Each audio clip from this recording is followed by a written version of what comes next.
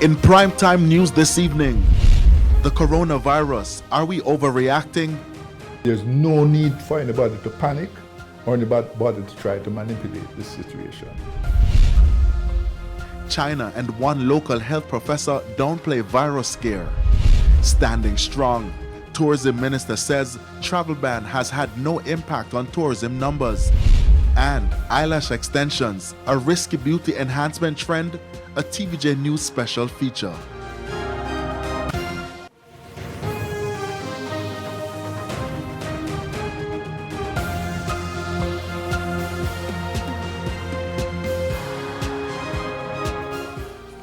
Good evening and welcome to Primetime News, on air and online at onespotmedia.com. I'm Herman Green. And I'm Janella Precious. Also this evening, the top business stories of the day. Andrea Chisholm has our preview.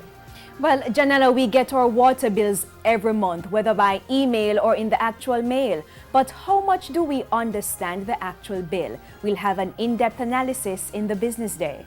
Okay, thank you, Andrea. From Andrea, we go to Jordan, who will tell us what's coming up in sports. Jordan. Well, Herman, let me give you a scenario. So you're a West Indies batsman. You just top scored in your team's most recent series, and the team has another series coming up. You'd think you'd be an automatic pick, right? Well, apparently not. At least not under a new criteria put in by West Indies coach Phil Simmons. I'll tell you more in Primetime Sports Monday. There's also sports commentary, E-Prime, and weather in this newscast. But before the break, the feedback question. Our question this evening: do you think countries have been overreacting to the coronavirus outbreak in China? Please give reasons for your answer. You can share comments online, facebook.com/television Jamaica, and tweet us at Television Jam. Please stay with us. Primetime News returns right after this break.